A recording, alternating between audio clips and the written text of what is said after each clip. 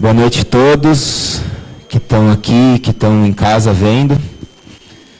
Essa é a quarta ou quinta ciclo de conferências do Fórum Parque Augusta, que pretende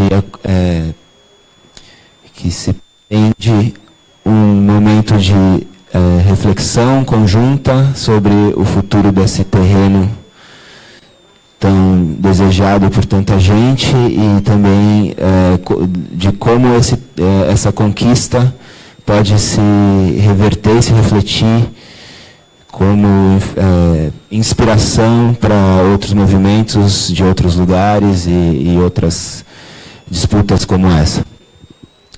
Hoje, os convidados foram pensados a partir da ideia, a partir daquilo que a gente tem trabalhado desde o começo do fórum, que é aquele texto Três Ecologias, do Félix Guattari. A gente já fez o primeiro encontro sobre,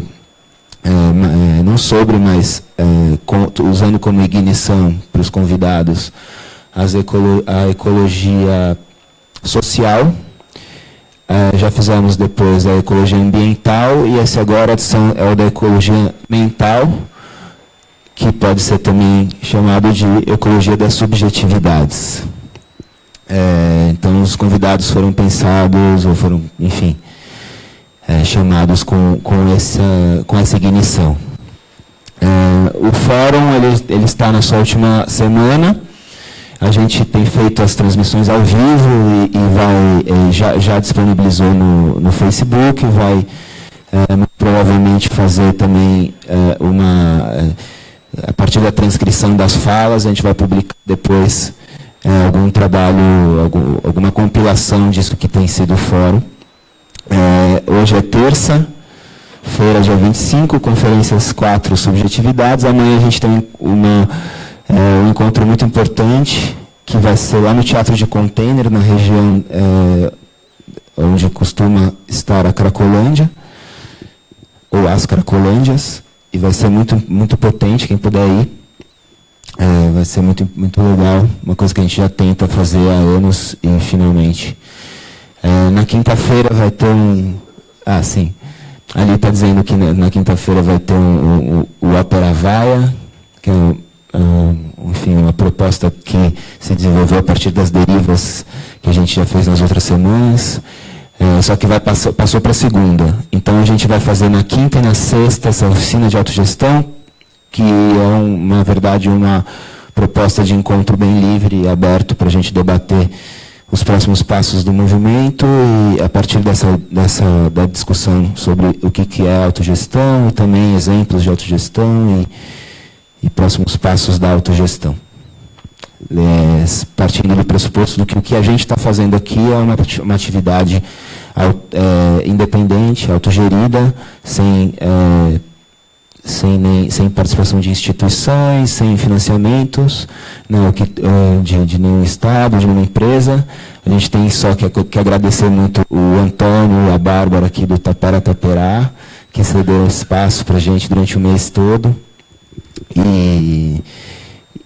Enfim, acho que eu vou passar a palavra agora para o Augusto, como a gente tem feito, que ele vai dar uma atualizada na conjuntura. Só falar um pouco sobre o formato. A gente tem 6 pessoas para falarem e 2 horas para isso. Então, 20 minutos para cada um, acho que de bom tamanho, não precisa chegar a isso tudo, se quiser parar e tal. E a gente tem esses lugares, mas também, como cada um vai falar de uma vez, não necessariamente precisa ser ocupado por todos, também se preferirem ver daqui e virem para frente na hora de falar, ou enfim, pode sentar já. Então. E daí depois, quando todos terminarem, abre o microfone, e aí sim, acho legal todos virem para frente e tudo. E Guto? Obrigado. Boa noite. A gente costuma fazer uma atualização rápida e sucinta de como está a situação do parque hoje, né, que a cada dia vai mudando um pouco. A gente está no momento de vigília, esse fórum também é uma vigília em relação às negociações que hoje operam entre a Prefeitura de São Paulo e as empresas, Cetim Cirela, sobre o destino dessa área. Nos últimos dias, nas últimas 2 semanas, na mídia tem bombado muito sobre uma questão de um acordo entre a Prefeitura e as empresas, que envolve a permuta de um terreno em Pinheiros e algumas contrapartidas para a cidade, como a criação de um centro de reabilitação na Cracolândia, a construção de creches, a construção da subprefeitura de Pinheiros e a implantação e manutenção do Parque Augusta por 2 anos e a manutenção da Praça Vitor Tivita dentro do terreno permutado em Pinheiros. Então, é um pacote de acordos que vem sendo anunciado nessa semana, que envolve o Parque Augusta, seria a negociação para viabilizar o Parque Augusta, mas cabe dizer que até então é apenas uma negociação que vem da mídia, né? A Prefeitura de São Paulo oficialmente não responde aos nossos chamados por mais informações e transparências nessa negociação. E o Ministério Público, que é responsável por fiscalizar essas transações, nem eles, até hoje de manhã, tiveram acesso a nenhuma informação oficial sobre essas negociações. Então, de duas uma. Ou é um grande blefe midiático marqueteiro desse prefeito, que é a prática operante dele na cidade, ou está sendo acordado alguma coisa bem nebulosa em salas fechadas entre o prefeito e seus amigos Cetim Cirela, que todos, não é segredo para ninguém, que são pessoas com relações bem próximas, né? A gente vem insistindo bastante em prol da transparência e das avaliações e informações dessa negociação, porque existe uma audiência, e cada vez mais pressionando mais, e por que não dizer, ficando mais impacientes em relação a essa negociação nebulosa, porque no dia 2 de agosto tem uma audiência marcada com a juíza que avalia o caso e que tem a chance de algo ser acordado e judicialmente oficializado nessa audiência. Então, a gente está 1 semana praticamente dessa audiência, sem que esses termos e condições dessas negociações se tornem públicos, sem ter tido nenhuma audiência pública para debater isso. Então, é uma situação de tensão, né, e de alerta.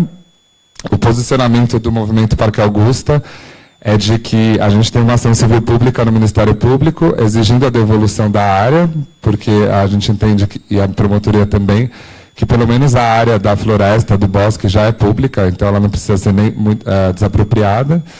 E pelo fato daquela área ter sido fechada ilegalmente pelas empresas Cetim Cirela desde que ela compraram a propriedade no final de 2013, a gente vem cobrando, através da promotoria, uma multa por dia de fechamento ilegal, de aproximadamente 500 mil ao dia, que hoje totaliza um montante de 600 milhões de reais. Então, esse é o nosso posicionamento.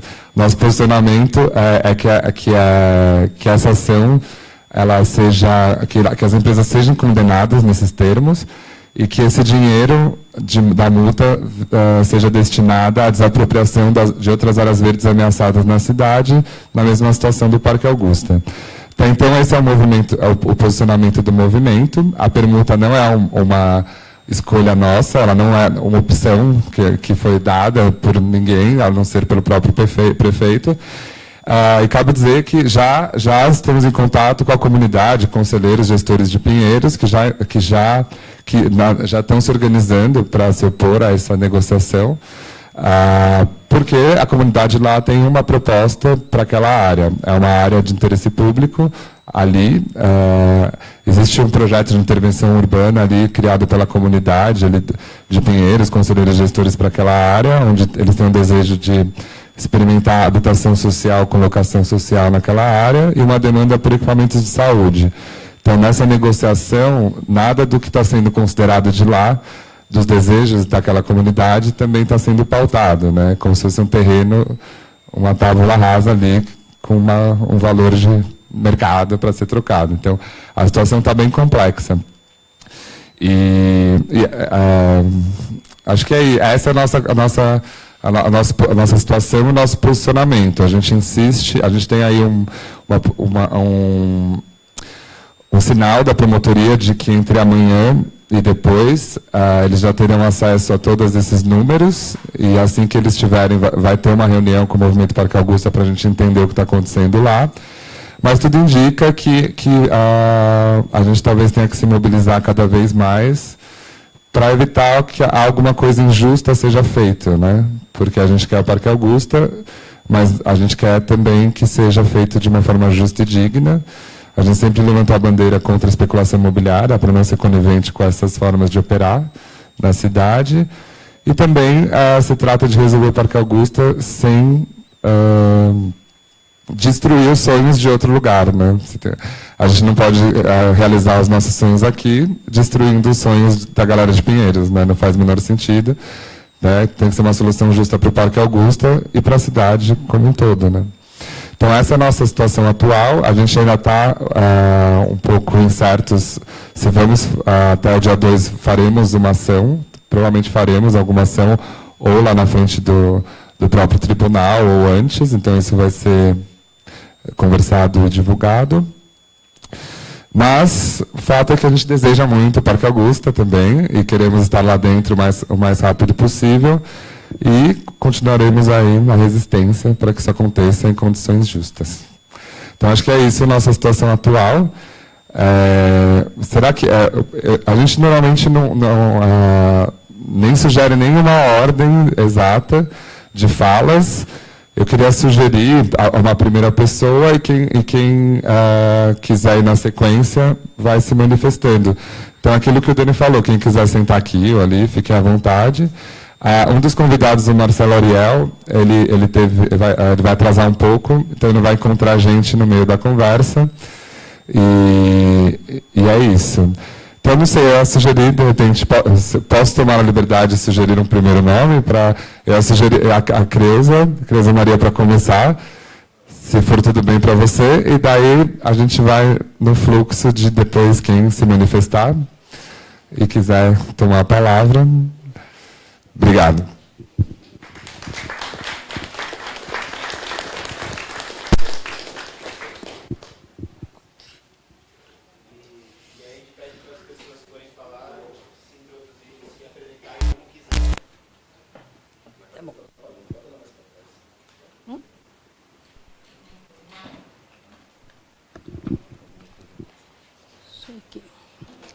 Bom, boa noite.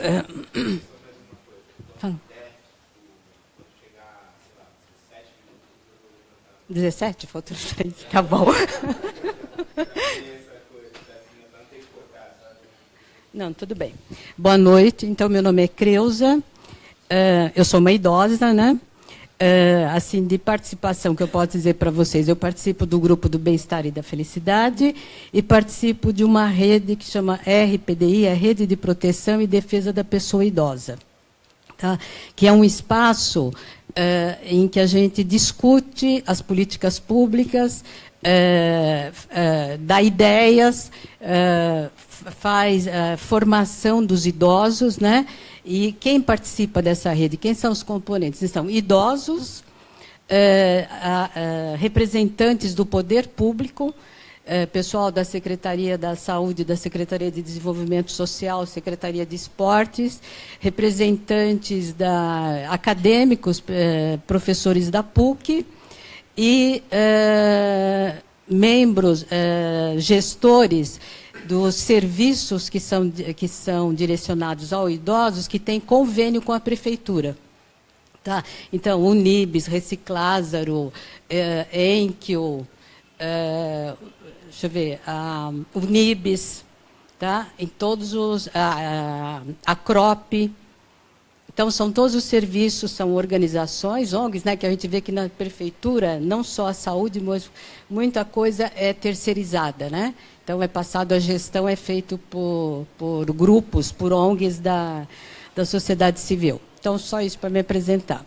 Bom, então eu vou falar sobre um assunto que eu acho que atualmente está bem assim, está bem claro, né? Está bem visível para todo mundo, que é o crescimento da população idosa, né? Está evidente, é só a gente sair de casa que a gente percebe, né?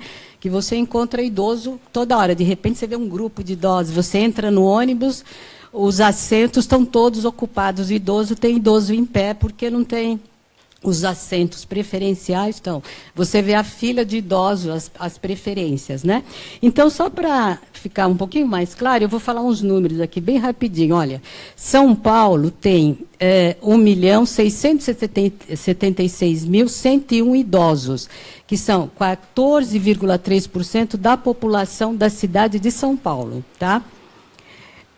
O distrito, o Parque Augusta, está no distrito da Consolação, né? O distrito da Consolação é formado pelo bairro da Consolação, Higienópolis,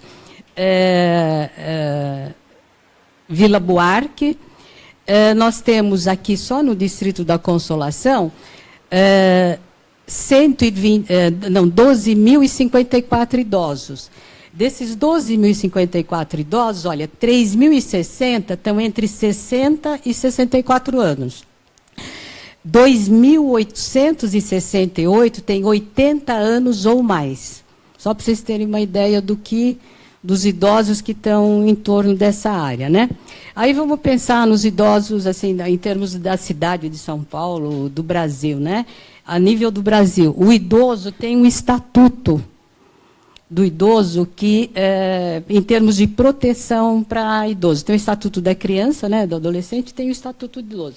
Esse Estatuto do Idoso é de 2003. Tem algumas coisas, algumas partes desse estatuto que não foram homologadas ainda, então não saiu do papel. Tem coisas que estão aqui também que ainda não saíram do papel. E ele está num momento em que estão acontecendo algumas modificações. Não sei se vocês perceberam a respeito da fila preferencial do idoso. O que aconteceu? Agora vai ter a preferencial da preferencial. Porque o que aconteceu? Vocês viram que o número de idosos com 80 anos ou mais está batendo quase com o de idosos de 60 a 64 anos, né? E é lógico, o idoso de 80 anos é mais frágil que o de 60. Né? Então, o que está acontecendo? Agora saiu uma lei recentemente que na fila preferencial tem preferência para consulta, em qualquer fila de que tiver uma preferência para idoso, o idoso de 80 anos tem preferência sobre os outros. Tá? Tá mudando isso. Existem, tanto na Câmara de Deputados como no Senado, alguns projetos de lei assim, endurecendo mais sobre, assim, vamos dizer, as violências que são feitas contra os idosos. Por exemplo, tem um projeto de lei na Câmara dos Deputados, parece que já passou em primeira votação, que deserda o filho que abandonar o pai, porque parece que não, mas a gente vê mesmo o idoso que tem condições financeiras, de repente ele acaba sem nada, ele é abandonado ou no hospital ou em clínicas particulares. E os filhos se apossam do dinheiro e ele fica sem nada, né? Então, existe uma lei agora que vai se tornar lei, né? Que ele vai ser deserdado. Desculpa. Ele será deserdado, né? O que acontece, tem mais ainda, né? O idoso também existem, assim como nós temos os conselho de saúde, conselho da assistência social, nós temos, por faixa etária também, nós temos o Conselho Municipal do Idoso. Então, existe um conselho que está ali para lutar pelos idosos. Na cidade de São Paulo, nós temos também, os idosos também, eles são bastante ativos. Então, nós temos fóruns de idosos nas diversas regiões de São Paulo. Nós temos redes, por exemplo, essa rede que eu participo, ela não é só do centro, ela é uma rede aberta, tem representação de toda a cidade, né? Eles também se organizam em movimentos, em colegiados, todos defendendo a parte do idoso. Tá? Então, o idoso não é aquele idoso mais que fica fechado, a mulher fazendo tricô, o homem, quando sai, vai jogar, né? Jogar xadrez, jogar não sei o quê, ou ficar batendo papo, ou se não ficar cochilando o tempo inteiro, né? E uma grande parte de idosos também, a gente tem uma outra coisa. O que eles fazem atualmente? Cuidam dos netos, né? Que o filho vai trabalhar, não tem onde deixar, quem cuida são os avós. A nível de políticas públicas para o idoso, existem as políticas públicas. A nível da saúde, todo mundo sabe, a UBS é a porta de entrada para qualquer cidadão brasileiro, né, por causa do SUS, que é o Sistema Único de Saúde. O idoso, a porta de entrada dele é pela UBS. Mas, se é um idoso frágil, existe uma unidade específica para o idoso, chama URSE. Isso é uma das lutas dos idosos em São Paulo, porque nós não temos uma URSE, assim, eu tenho UBS praticamente em todos os bairros, né? URSE não, eu tenho URSE por região, e nem todas as regiões. Agora, no plano de metas, pelo menos no plano de metas, o Dória se comprometeu a aumentar o número das URSEs, que é para o idoso mais fragilizado, aquele idoso que precisa de um acompanhamento médico maior, né? A nível do serviço social, ainda a nível da saúde, nós temos a ILPI. Antigamente, ILPI eram os asilos. Agora não se chama asilo mais, é ILPI, Instituição de Longa Permanência. Também é um outro problema para o idoso na cidade. A gente não tem ILPI em todas as regiões. Tá? Nós conseguimos recentemente, agora, uma na região central, mas que fica lá no Boracéia. A nível da assistência social, nós temos os núcleos de convivência do idoso, que é aquele, vocês devem conhecer ou ter visto, às vezes o idoso fala, eu vou para um baile. Normalmente é no núcleo de convivência. Eu vou para uma aula de artesanato, é o núcleo de convivência. Eu vou para vai ter uma conferência, eu vou no núcleo de convivência, né? Isso é Secretaria do Desenvolvimento, Assistência e Desenvolvimento Social.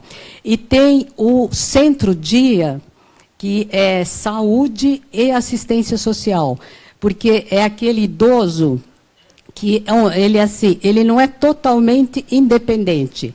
Ele não tem condições, por exemplo, da família sair e deixar ele em casa sozinho. Porque se ele tiver que tomar remédio, ele não vai tomar de remédio direito. Para comer, ele não vai comer direito. Ou é aquele idoso, se deixar, ele até consegue, ele come, deixa a comida lá, ele come. Se tiver alguém para cuidar dele e fizer a comida e dar para ele, ele come. Mas depois o que ele faz? Ele fica dormindo o tempo inteiro, ele não faz mais nada. Ou eu também, aquele idoso que liga a televisão e fica direto na televisão o dia inteiro. Então, existe o que se chama Centro-Dia, que é um centro em que esse idoso normalmente ele vai de manhã para esse centro, e no final da tarde ele volta para casa. É o que a gente não gosta muito como idoso, muita gente colocou e virou um clichê, creche do idoso. Não é creche, idoso não é criança, né? Creche é uma outra coisa. Então, chama Centro-Dia. Então, nós temos alguns centros-dias. Aqui no centro, nós temos lá no Bom Retiro, que é gerenciado pela Unibis, que é a União Brasileira Israelita. Né?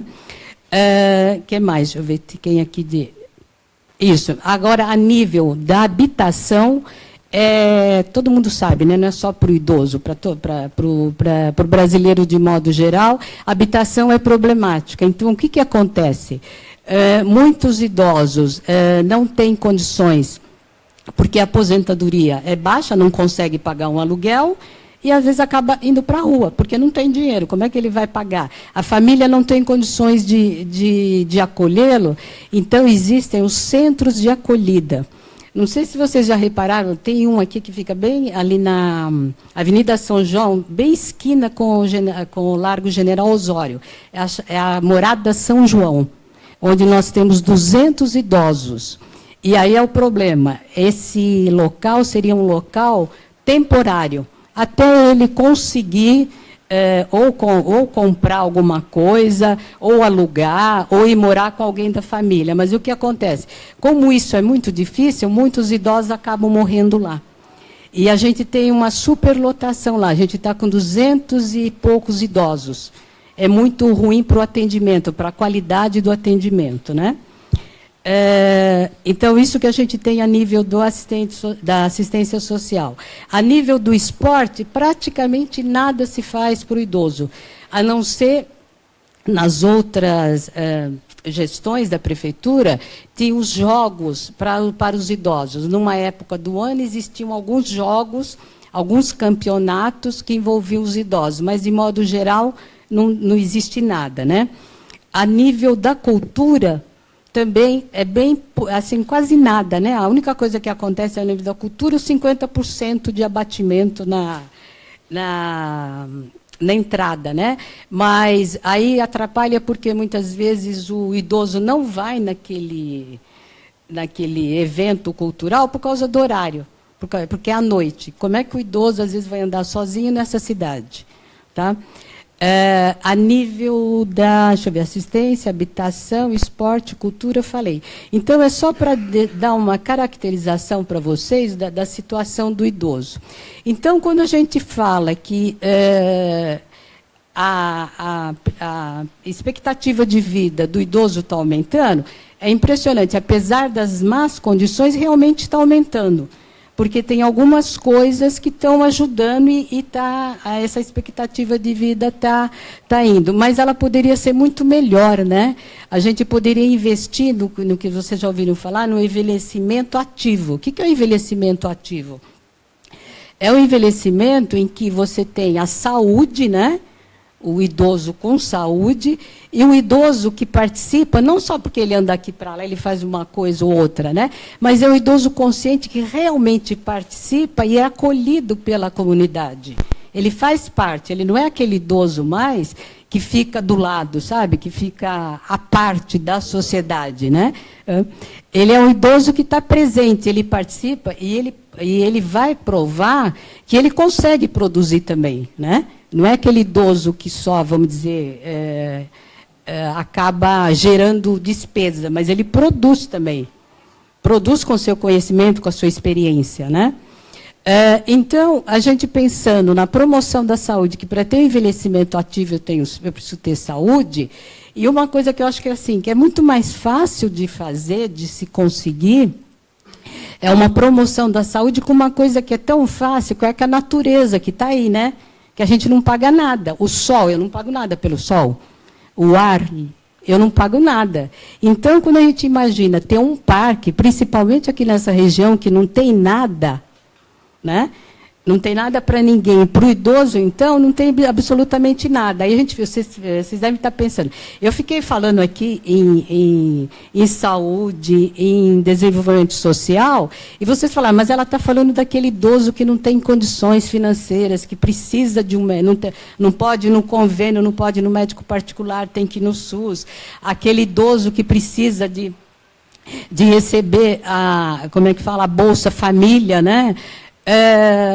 Mas fica pensando, vocês não imaginam quantos idosos que têm condições e estão fechados, principalmente nessa área, fechados nesses apartamentos, apodrecendo.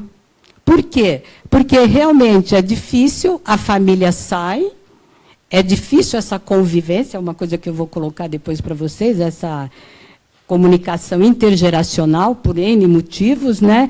Então, mesmo o idoso que tem condições, ele acaba ficando fechado dentro dos apartamentos, às vezes sozinho, ou às vezes com, a gente chama cuidador, né? Ou às vezes não é nem cuidador, é com a empregada doméstica que faz todo o serviço da casa, ela cuida do idoso, né? Na hora da comida, ela vai lá dar comida, na hora que tomar banho, manda tomar banho.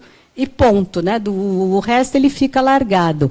Então, vocês já imaginaram como seria bom ter um parque em que esse idoso pudesse descer, sabe? Nem que seja só para tomar um sol, ele não quer conversar, tudo bem, vai lá, toma seu sol. Mas eu acho que à medida que ele entra em contato, que ele vai começar a conversar com os outros, né? Ele começa a falar. Então, eu acho que é super importante, né? O idoso receber um sol, ele descer, conversar com a pessoa, ele ver o ambiente em volta, ele tomar contato, sabe? Ele ouvir, porque também ele vai se atualizar com o que está acontecendo, porque senão ele fica fechado dentro de casa, ele só escuta coisa da televisão, ou de repente, ou quando a família conversa com ele, né? Que às vezes fala, não vou falar que o senhor não entende mesmo. Não vou falar para o senhor não se preocupar. E o idoso fica lá, né? Então, eu acho que o parque é um local que é muito bom para a gente se comunicar com as pessoas. Abre, sabe? E só o fato dele respirar o ar mais puro, dele fazer, por exemplo, um alongamento, dele fazer, existem as práticas integrativas, né? Fazer Lian Kun, fazer Tai Chi, Pai Lin. Tá? E outra coisa, aí vocês falam, mas aí como é que faz? O idoso vai ter um cantinho para ele? Então, é isso que a gente tem que tomar cuidado também, né? Que às vezes o próprio idoso, hoje eu estava conversando com alguns idosos, só para saber, né?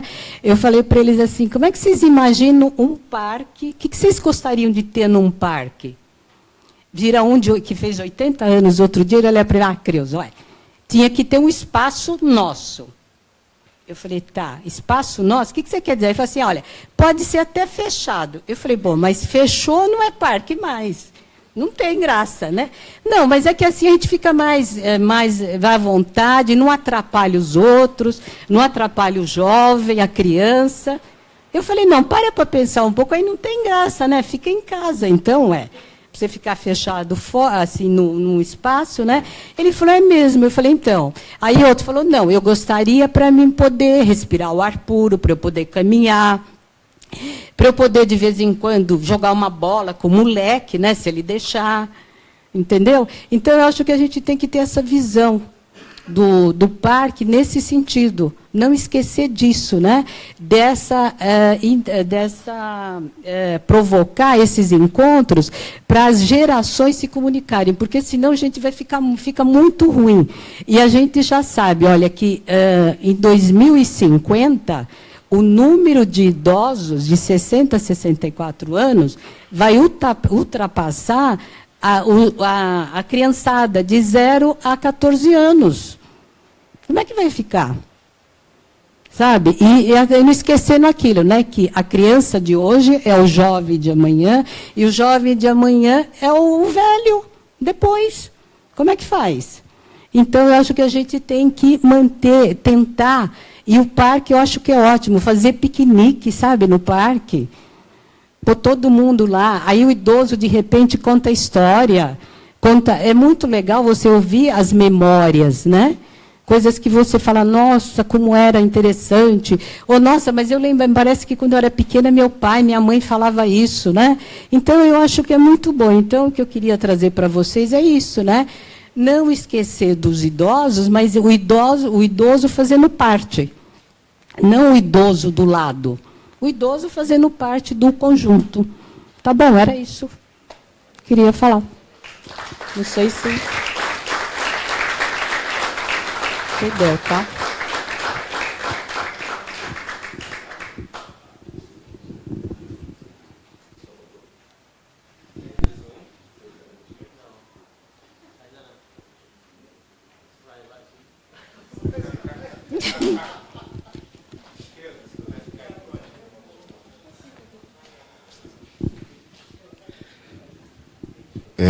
Boa noite a todos.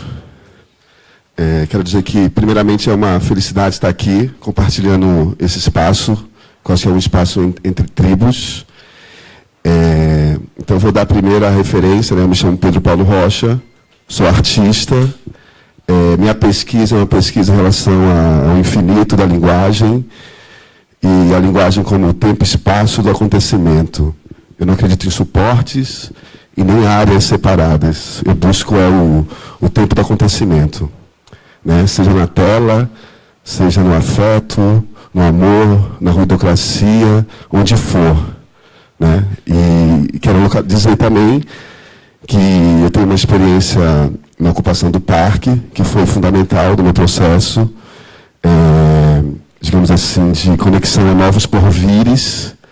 O Guattari vai falar no livro, do livro dele sobre Cosmose, exatamente que a subjetividade é você descobrir algo novo, algo que escape disso que é repetido no cotidiano, né? Então, é como o sujeito pode descobrir. Se descobrir criança, velho e as crianças se descobrirem juntas. Quer dizer, então, existem 3 prisioneiros, que são as crianças, as mulheres e os idosos. Né? A sociedade prende esses três devires e quer excluir esses 3 devires. Então, eu quero dizer que a minha experiência no parque foi uma experiência com a esquizoanálise, que eu comecei a criar performance, pesquisar em campo, exatamente com as margens da ocupação, que eram os periféricos, os drogados, os traficantes, os loucos, aquelas pessoas exatamente que tinham dificuldade em tomar esse lugar, digamos, do discurso ativista. Né? Foi exatamente por essa via, e a minha performance no parque foi de terreno vazado, que era a proposta de derrubar os muros com vários pagus em cima dos muros e ao redor do parque. Por que vai impedir de entrar no parque? Se não tem muro, não tem como você... É um terreno vazado. Essa foi uma imagem poética do parque, né, com um pedaço de terra mesmo, né, um pedaço de vida. E a partir disso eu escrevi um texto aqui, que é um pouco um texto que veio não de um espaço teórico, mas de um espaço concreto da experimentação que eu vivi. Depois do Parque Augusta, eu fui para a Casa Amarela, fiquei 6 meses na Casa Amarela, continuei experimentando a esquizoanálise, que é uma experimentação de subjetividade, de linguagem. Depois houve uma ocupação também no Cine Arte Palácio, com uma grande performance, que envolveu mais de 500 pessoas, que foi expulsa pelo Nabil também. Porque, na verdade, os movimentos ligados ao PT, eles não tomaram as ocupações, só no início. Né? Então, hoje você tem uma situação mesmo... se reconstruindo um pouco esse território da ocupação, dessa ideia de um ativismo no centro, a partir disso. Fora o Teatro Oficina, que sempre foi uma resistência, uma existência em relação a isso. Né? Então, tem toda uma trajetória e eu estou aqui compartilhando um pensamento, né, um ensaio sobre isso. Né? Um texto que eu chamei A Cidade, o Parque, o Terreno e o Cosmos Vazado. Né? Quer dizer que a subjetividade não é uma interioridade, ela é uma exterioridade, só se experimenta experimentando, ela não está no lugar do eu, ela está exatamente quando o eu tem que entrar em contato com uma alteridade. Nessa alteridade você vai ter exatamente a produção de algo novo, de uma não identidade, não uma identidade no espelho, mas alguma coisa que é novo e eu não sei conversar com aquilo. Então, é algo que ultrapassa até os limites da identidade, você tem que se reconfigurar a partir da alteridade do outro. A subjetividade não é uma interioridade, é uma exterioridade em experimentação. Só se dá experimentando, é uma experimentação de linguagem, especificamente. Não se dá num lugar concreto, se dá exatamente um espaço aparentemente abstrato, mas esse espaço abstrato é dobrado dentro do nosso próprio sentido de percepção do mundo. Ele só nasce a partir do sentido. Desculpe, tá bom. Tá. Beleza. Então, eu comecei aqui, então vou aqui no fluxo do texto. Como incendiar as consciências? O que nos foi usurpado? As informações devem ser malditas para as lógicas binárias, ruidocráticas em relação às formas de captura dos desejos. Nosso lugar de privilégio precisa ser questionado. O que vai fazer-me mover-me diferentemente dessa direção? Que direção? Como desviar o acaso e negar o destino? E o que é a liberdade que quebra um curso e quebra uma direção? Uma contingência que faz com que o desejo e a necessidade se libertem um do outro. A liberdade é abrir mão do curso normal das coisas para forçar um desvio, algo que não é mais só necessário e algo que não é só mais desejante, sem que seja a quebra de uma barreira, de um muro, a quebra de um muro. Né? Mas quais são as direções abertas do impossível? O nômade que chega na cidade agora vai em que direção? Onde está o ultrapassamento das limitações? O que eu digo agora, o que imagino isso, o que posso dizer? O que estou dizendo? Eu digo para vocês, ontem escrevi essa frase, hoje eu leio aqui. Escrevi ontem essa frase que leio aqui para ler hoje, quando eu escrevi, Eu estou hoje e ontem e amanhã ao mesmo tempo. No mesmo segundo que penso isso. E penso real que não existe ainda. Eu penso real que não existe ainda. O que tem de memória, de máquina, no acontecimento desse agora?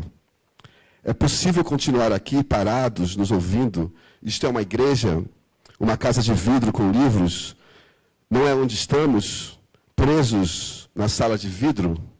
Por que não ocupamos o possível com o impossível? A praça, o parque, o corpo, a linguagem, ocupar ou ocupar, desocupar onde estou preso.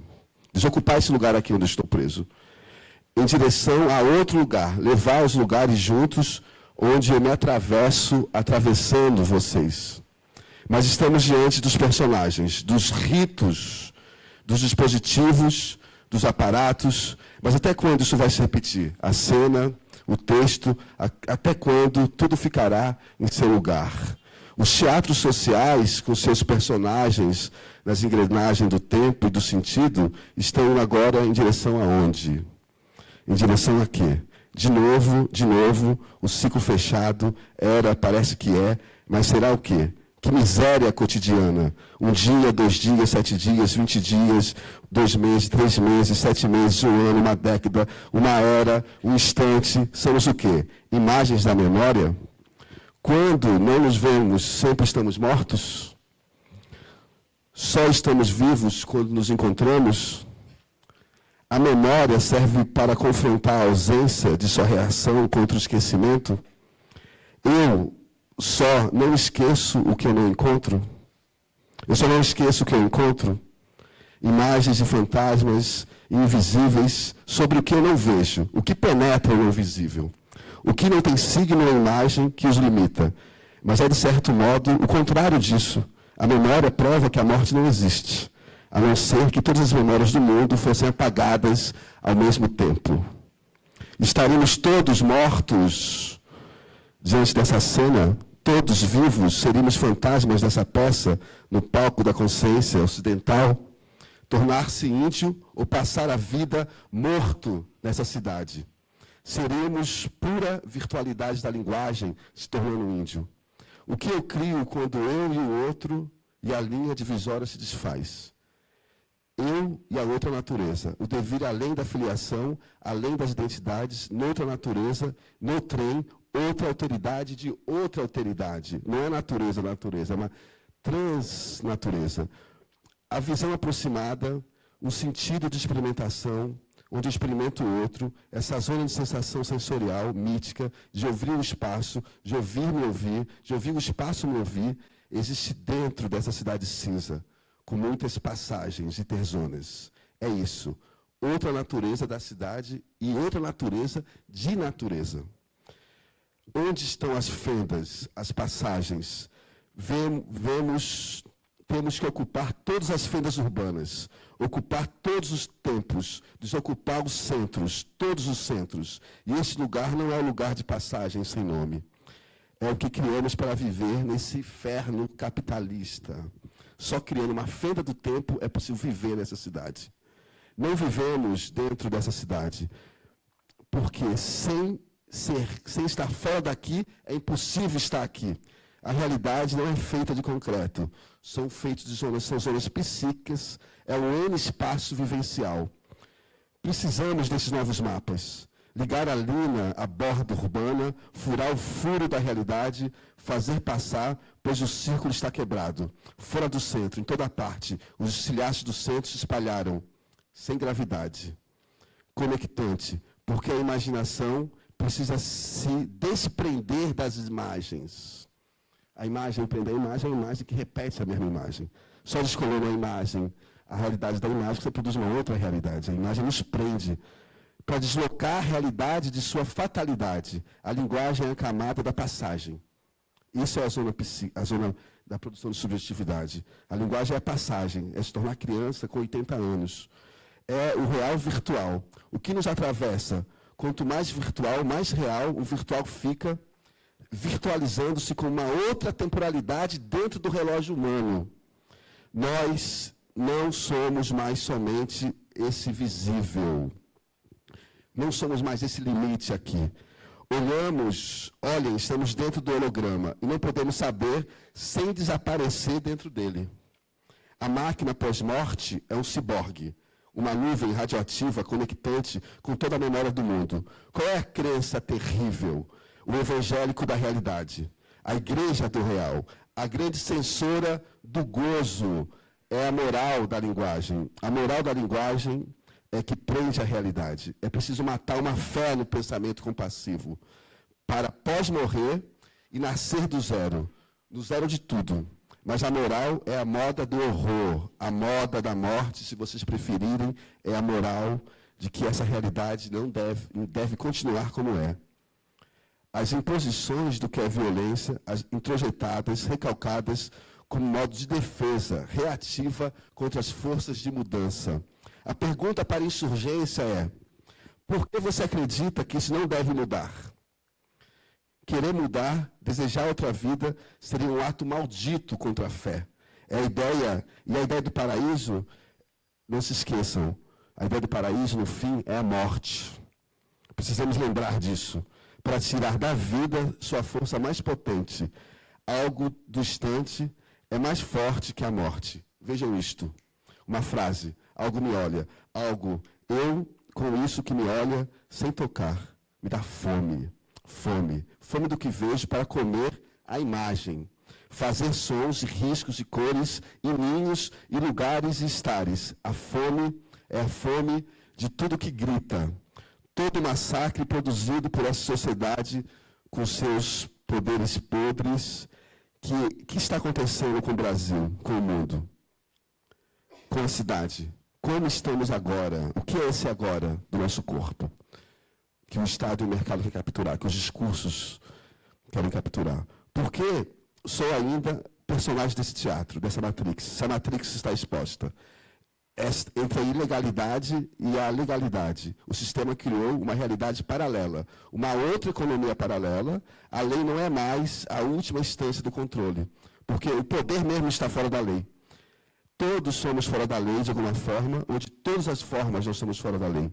Mas o que tem de novidade é a superexposição do jogo da máscara do poder em sua representação suposta real. O teatro foi revelado. É ali, e agora restou o quê? Bonecas ocas, mitos, fantasmas, discursos escrotos, má consciência, jogo de poder, o purismo e a cruz, o mito e a morte, a prisão e o terno, a cela e o palácio, o encontro do político com o personagem principal do rap, que é o prisioneiro. Né? Você tem esse encontro do palácio ao personagem mais dantesco que a sociedade produz, que o rap vai falar exatamente desses personagens, do assassino, do estuprador. Então você tem o encontro da figura do líder com o submundo. É isso que a gente está produzindo hoje. Né? O assassino, o bandido, o traficante, esse tipo de personificação fascista que essa sociedade faz dos presos e da prisão e da realidade. Quem está preso? Quem está na prisão?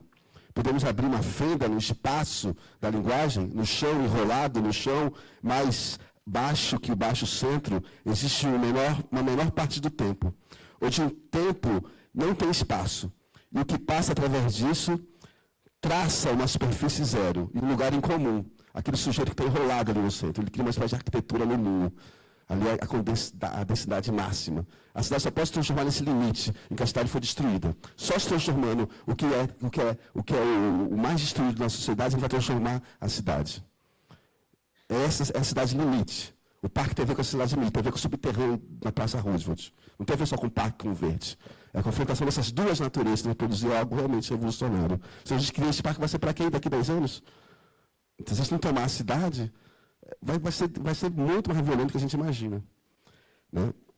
É nesse momento que algo se quebra. Uma interzona. Podemos deitar nessa zona e viver ali naquela zona. Os poderes constituídos da República foram expostos em sua meta-teatralidade. O discurso político perdeu sua realidade representada, revelou-se dissimulado, pura montagem. Sabemos mais do que nunca, o teatro está exposto, os personagens estão fora das caixinhas agora. Olhem, eles se espalham por todos os lugares.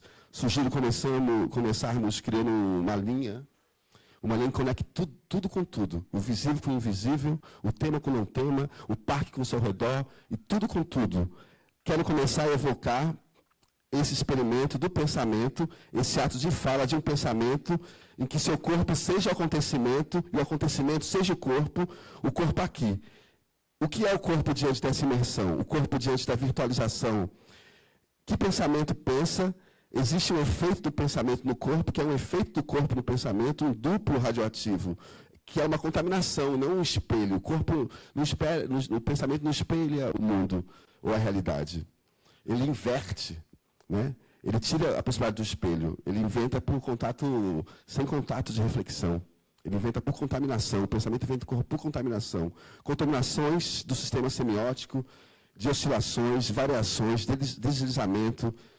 deslizamentos diante da máquina que quer lhe roubar o tempo e a saúde. Como escapar disso tudo? Um pensamento sem objeto, o contorno, que faça a barreira, faça da barreira o seu ultrapassamento. A abertura para o outro, a abertura do outro. Que abertura é essa que me traz? Não é o que eu penso como fonte, não é eu pensando como fonte, mas o que me toca e me faz reagir. A reação e a antecipação. A ação, o desvio, de repente, o deslumbre, a alucinação, a vertigem, a prisão, o medo, a raiva, o atravessamento, de repente. O que é que isso... O que insurge disso? É uma fenda no tempo do sentido. Um pensamento sem Deus, um pensamento maldito. A dialética negativa, o paradoxo do sentido, em duas direções ao mesmo tempo. Para lá e para cá, para ali e para aqui, são corpos sonoros sem limites visuais. Na reversão do que já foi dito, em direção ao não dito, o ecoado, cuja fonte se perdeu, é o virtual que invade a realidade e a desfaz por uma não inclusão. É o fora que está dentro. O fora se transforma mais do que o campo, que é o centro. É o fora que se movimenta através, onde a gente se liga, onde saímos do nosso centro. Fico preso no centro, ficar preso no centro é fechar as saídas e se enterrar. Aqui, quero tocar na interrupção do pensamento como um dispositivo corporal, de um pensamento que toque nas relações, das sensações e das relações de poder do próprio pensamento e da própria realidade. Porque o pensamento cria uma relação de poder, e isso tem que ser ultrapassado. Como vai se comunicar com essa autoridade sem desfazer o nosso próprio pensamento como poder? Né? Qual é o discurso? Qual personagem nos prende? Existem coisas proibidas a esse próprio falar. Além da loucura, além da morte, além do sexo, e onde não existem mais palavras para dizer. As relações de poder na linguagem e no pensamento querem enfiar a palavra em tudo, em tudo. Por que eu falo tudo isso? Porque vivemos o colapso do teatro binário. Aí que eu quero botar um ponto de ligação, que é a questão do psiquismo do Estado que captura a gente. Ah, tá, já está. Então vou fazer outro movimento. Por que vivemos o colapso do teatro binário, onde a massificação dos personagens e a revelação do encenado em cena foi desnudada no seu mecanismo de funcionamento. É o teatro do poder que está desnudo. E é nesse momento de ruptura com a representação que esses personagens encarnam sua forma mais fascista. É o momento da massificação do teatro binário. Ou é isso ou é aquilo. E são essas forças que paralisam a transformação do corpo. Né? É o teatro do poder que está desnudo, porque existem tabus e muralhas, zonas proibidas, intensivas, protegidas, separadas, bloqueadas da insurreição e do fora e do centro. Quero começar a supor que o próprio dispositivo do pensamento, nele mesmo existem formas introjetadas de censura, de marcação, que separam o corpo do próprio acontecimento do corpo. O que estamos fazendo aqui? Falando, pensando, emitindo palavras, blá, blá, blá, novos pontos de conexão no mapa? Mas de que mapa estamos falando? Será um mapa? Mapa do real? Ou o mapa das nossas conexões? A virtualização do real através de outras maneiras de produzir tempo, espaço, tela, corpo, uma nova forma de territorialidade em movimento através da Terra encontra o virtual e o concreto da dobra na linguagem, que a tecnologia incorpora em nós. Que explosão é essa de uma Terra não humana? Após morte, nascida do corpo de um sentido que seja o raio de uma percepção. O sentido direto de uma percepção. Existe uma carne da percepção que nos lança em outros mundos. A realidade é o controle do real. É o que se quer achar, mas o que sempre escapa. Mas a imaginação é uma revolução dentro da linguagem, nas imagens dos signos, contra os muros, contra os estratos, temos que fazer girar sobre as gravidades as suas quedas. Ensemble para uma nova constituinte, a Matrix nua versus jogos de poder. O mercado é uma realidade paralela, controlada por grupos invisíveis, uma realidade paralela que influi diretamente em uma realidade concreta. Quem são eles que estão por trás da Matrix? Quem são os corpos, os donos do jogo? Quais são as regras? Nem isso sabemos. Vemos, vivemos, tentamos inventar nomes para eles, que estão escondidos por trás do controle do grande fluxo do capital. O capital deve ser destruído, sim, mas antes o capital terá que pagar a sua dívida, terá que pagar pela sua própria morte, com uma flecha do agora, um tiro do futuro, o agora. Como ousamos falar isso? O que sabemos disso? É isto. O sistema precisa ser sabotado dentro da mesma forma que o sistema sabota. Sabota a gente à distância, com suas garras sobre o nosso tempo, agarrado em nossas corporeidades.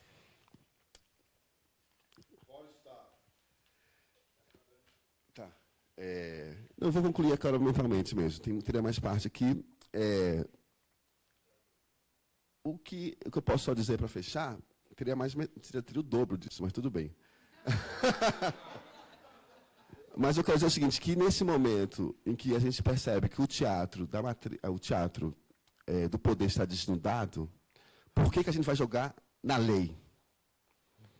Se eles estão fora da lei. Em que medida todo o nosso discurso está em direção a um psiquismo do Estado? O Estado como centro? Será o Estado capaz de paralisar a força de ocupação de um espaço, como um parque? Será que a questão é negociar com o Estado ou é negociar com o fora e fortalecer esses corpos de fora? O que emerge, entendeu, como grande onda subjetiva, não é o acordo com o Estado. Então o ativismo deixa a gente preso à burocracia, preso a uma repetição, preso ao personagem, sempre pedindo algo ao Estado. Quer dizer, o Estado não é anular o Estado de suas responsabilidades sociais, mas é fazer que o corpo emerja como uma nova força de potência. Então, quanto mais em relação ao Estado, mais fraco a gente vai ficar. Mais preso a gente vai ficar e mais a gente vai reproduzir o personagem do ativista. E aí você opõe ativismo e criação. E é exatamente essas duas tensões que as ocupações todas se prendem nessa questão. Virou uma máquina de burocracia, um grande condomínio, com todo mundo controlando, todo mundo quer fazer a gestão. A gente fazer a gestão é o exemplo do Estado, a gente tem que fazer a gestão. Porque ninguém vai gerir o outro. O outro é livre, o corpo do outro é livre. Eu vou dizer que você pode fazer, o Estado fala que eu não posso fazer um monte de coisa, eu faço. Entende? Então, acho que tem que desconstruir essa psique do Estado e não em direção à burocracia, em direção aos corpos criativos e fazer um novo agenciamento. Então, acho que o parque, como um movimento de uma maneira que tem um espaço também especial na mídia, entendeu? Que conseguiu atravessar aí a bipolaridade PT e PSDB, tem um papel importante de desconstrução. Desconstruir o seu lugar e abrir para o centro, porque não é o parque entre os parques, existe uma pauta interna também. Do parque com o Teatro Oficina, do parque com a Praça Rui, do parque com o projeto da Lina Bó. Tudo isso.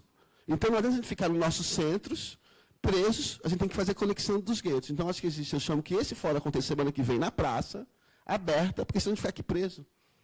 E a gente fica refém de um discurso crítico que é paralisar a gente. Vai falar, o parque é de classe média, a gente cai num discurso, porque também a gente começa a reproduzir esse discurso, reproduzir essa lógica, sem perceber. Então, acho que a gente tem que ir para a praça e fazer um trabalho não só de fusão das pautas dentro entre os parques, mas as pautas do centro. É importante sentar e discutir as pautas do centro também. Do parque com todo ao redor, que a gente pode criar uma cidade autônoma, a gente pode criar um marco legal capaz de interagir diretamente na mudança do espaço do centro. Por que precisa ter carro? Então, se eles fazem uma pauta absurda para violentar a gente, vão fazer uma pauta absurda para uma cidade nova. Então, a gente tem que confrontar. E quanto mais a gente ficar ao redor, eu acho, mesmo com o Teatro Oficina, só fechando. Quer dizer, quando não invadir o terreno e criar um campo de tensão, a gente não transforma. Porque eles vão levar a gente na negociação o tempo todo. E é o teatro deles. Então, tem que quebrar esse teatro e abrir um novo campo de criação. Eu sugiro isso. Que não entregue o projeto para o Dória, não entregue o projeto para o Estado, e leve o projeto para o centro da praça, com toda a força que tem no centro.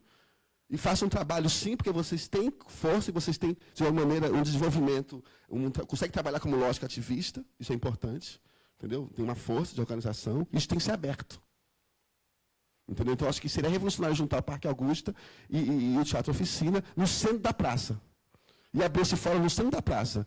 E aí a gente emerge um mês para transformar. Se a gente não for para as bases, a gente vai ficar reproduzindo os discursos massivos dos partidos.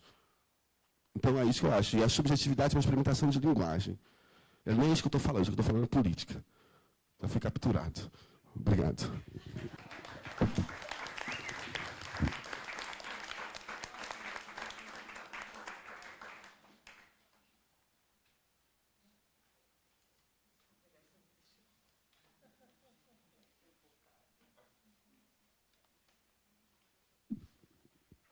Boa noite. Eu sou a Camila Mota, trabalho no Teatro Oficina há muitos anos. Eu sou atriz. Está dando para escutar? Tá, né? Eu sou atriz, mas em muito tempo de trabalho de uma companhia, você deixa de ser só de fazer um papel só, né?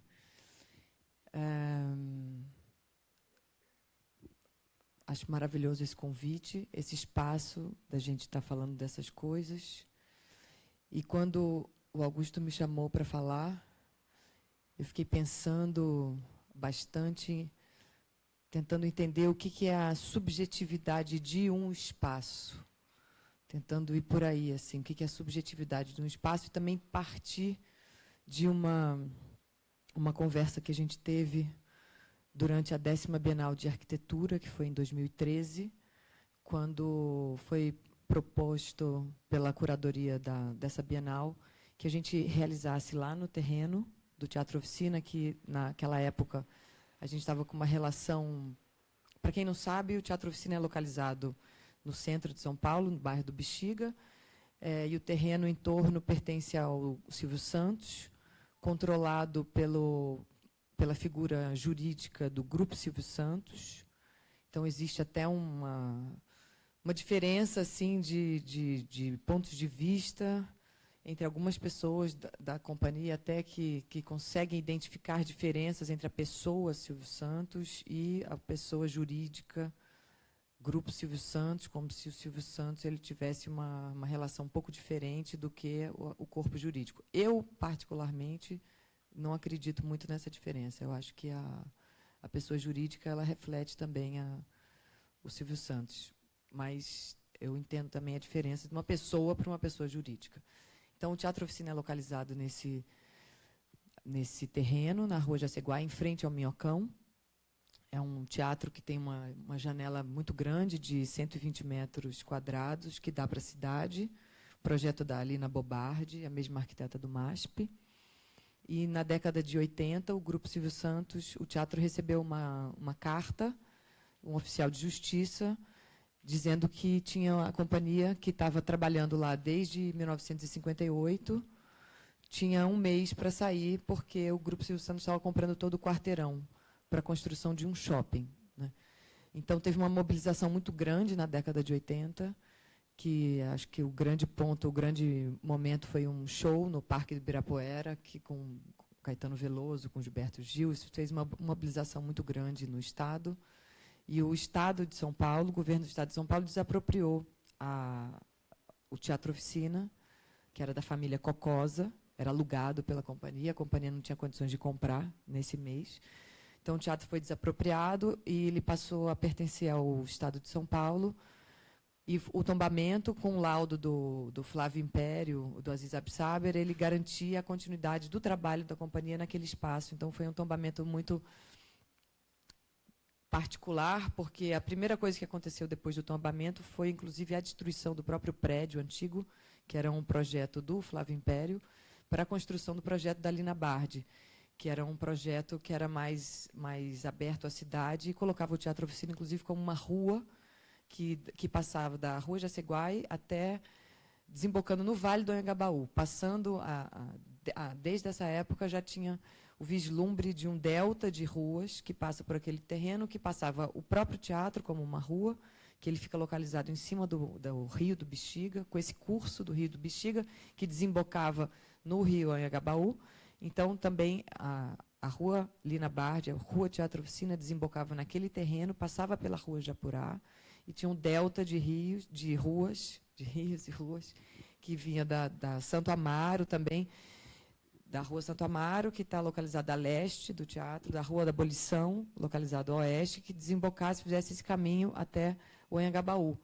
E a Lina também teve um projeto para o Anhangabaú, que não ganhou na década de 80, que chamava Anhangabaú Tobogã, que era um projeto que colocava os carros e ônibus a muitos metros de altura. Ela fazia árvores de ferro, de aço, e colocava todo o trânsito lá em cima para que o Vale do Anhangabaú também ele fosse devolvido à cidade, e já com um plano de ocupação muito interessante, muito bonito no projeto da Lina, assim, que é muito bonito de ler, Anhangabaú Tobogã.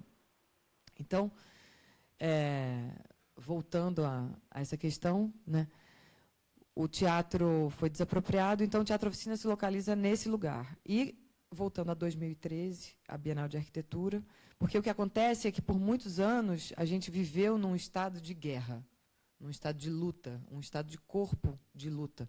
E que o teatro o Grupo Silvio Santos começou a comprar, não era um terreno vazio ali em volta, né? Tinha a primeira sinagoga de São Paulo, que era localizada nesse terreno.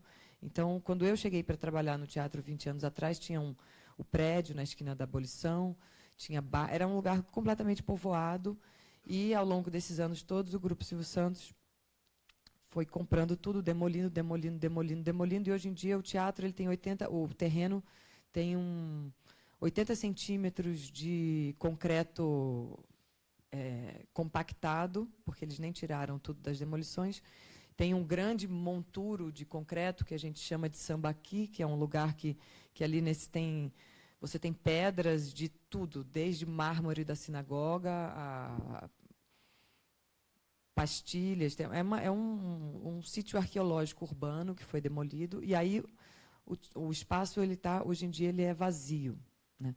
Então, quando faliu o banco do Silvio Santos, o Banco Pan-Americano, em 2010, pela primeira vez a gente teve uma situação de trégua com o vizinho, porque, não sei, eles acho que resolveram se capitalizar de uma outra forma, e pela primeira vez a gente teve a possibilidade de começar a ocupar o terreno, né? Porque, ao longo desses anos todos, eu acho que o meu foco aqui não é nem contar essa história toda. Aliás, na quinta-feira, embaixo do viaduto, ali no Minhocão, vai ter uma festa junina que está sendo realizada conjuntamente entre o Terreiro Coreográfico, o Teatro Oficina e a Maloca da Jaceguai, que é os moradores que moram ali naquele momento, e eles se autodenominam Maloca da Jaceguai, uma espécie de canudos que acontece ali. Então, a gente tem uma festa junina, e vai ser lançada uma revista chamada Abigorna, que é uma produção, o conteúdo é da terceira edição da Universidade Antropófaga, e tem essa história inteira, tem toda a cosmologia do Anhangabaú da Felicidade. Essa revista é gratuita, ela vai ser distribuída em bibliotecas, centros culturais, e nesse dia a gente vai distribuir alguns exemplares. Então, eu passei uma semana inteira com isso tudo. Então, eu estou um pouco assim, mulher revista, mas tem essa história toda lá nessa revista, e quem for pode ganhar algum exemplar lá. E eu não vou ficar aqui contando essa história inteira. Mas o fato é que essa situação nova do Banco Pan-Americano e também o tombamento do prédio, finalmente, porque esse tombamento, ao mesmo tempo, ele era muito particular pelo Estado, né, da década de 80, ele também era frágil, porque, ao mesmo tempo, ele não garantia muito uma preservação do entorno, porque se alegavam que como é que... Não vai proteger nada, que a primeira coisa que foi feita quando foi tombado foi a destruição do próprio teatro. Então, em 2010, teve um tombamento pelo IPHAN. Aí, nas duas instâncias, foi tombado no tombo de Belas Artes, então o prédio foi tombado e também o trabalho da companhia foi tombado. Então, isso dificultou um pouco, a gente não sabe até que ponto isso dificulta a construção de torres, de shoppings, de projetos ali no entorno, e, ao mesmo tempo, possibilitou um pouco essa trégua que a gente viveu em 2011, 2012, 13, 14...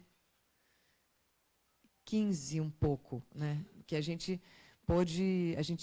firmou uns contratos de comodato, já caminhando para uma troca de terrenos. Então, o Silvio Santos começou porque ele também antigamente tinha essa coisa dali que começou o camelô, o Silvio Santos ali naquela quadra, então também tinha uma coisa daquela quadra, aquele espaço ser necessário ali, um empreendimento. Então, depois de 2010, com o tombamento do Teatro Oficina pelo IPHAN, e também com a falência do Banco Pan-Americano, mudou um pouco essa situação, a nossa relação mudou, a gente teve um período de trégua, a gente firmou alguns contratos de comodato. Então, em 2011, por exemplo, foi emprestado o uso do terreno, contracenando com o estacionamento deles, é claro, quase pelo ano inteiro, e depois de muitos anos, a gente pisou naquele espaço. E isso foi uma mudança muito grande na relação e no corpo, porque antes de pisar naquele espaço, a gente também tinha uma projeção do que a gente considerava o melhor e o ideal para aquele terreno. Inclusive, tinha um projeto, que foi um projeto muito interessante do ponto de vista de um cavalo de Troia, porque era um projeto feito pelo João Batista Martinez Correia, que é irmão do Zé, e pela Beatriz Correia, que é sobrinha dele. Eles trabalham juntos, eles fazem estações de metrô, eles fazem muitas coisas assim, algumas coisas muito interessantes, mas era um projeto muito adensado, que ele foi feito antes da gente chegar e pisar naquele espaço, né?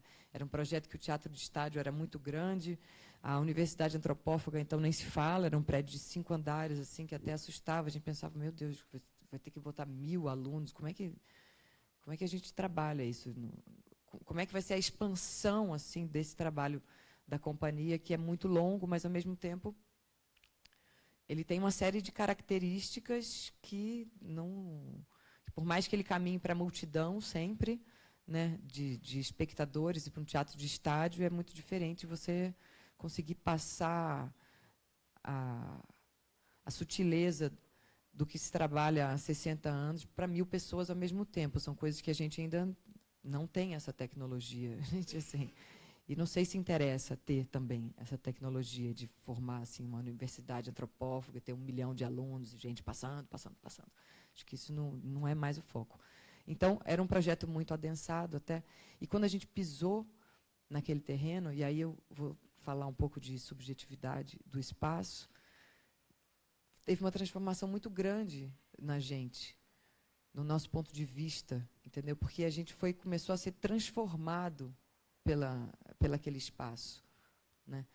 E aí, voltando ao que eu comecei a falar no início, que nesses encontros dessa 10ª Bienal de Arquitetura, que a curadoria convidou um grupo chamado Super Sudaca, um grupo de arquitetura, e a gente ainda trabalhou também com arquitetos da Universidade de Leuven, na Bélgica, acho que é assim que fala o nome dessa cidade, e mais arquitetos do grupo Vazio S.A., de Belo Horizonte, e arquitetos da companhia, a própria companhia. A gente ali no terreno, que tinha na época montado uma tenda ali, que era usada no espetáculo, ali a gente começou a trabalhar em loco um projeto para o espaço. E uma coisa que me bateu muito, que foi uma espécie de choque que a gente teve com um dos belgas, principalmente, foi sobre a definição de espaço público. Que, justamente, acho que ele até ia muito de acordo com umas coisas que você diz, que um espaço público, ele fez uma crítica à companhia, como se a gente quisesse privatizar o espaço, porque no espaço público qualquer pessoa faz o que quiser a qualquer hora. E eu acho muito interessante essa colocação. Assim, eu não concordo muito com isso. Não sobre se isso é ou não espaço público, mas eu acho que, a partir do momento que a gente começou a pisar naquele terreno, e a gente foi bastante... a gente teve que...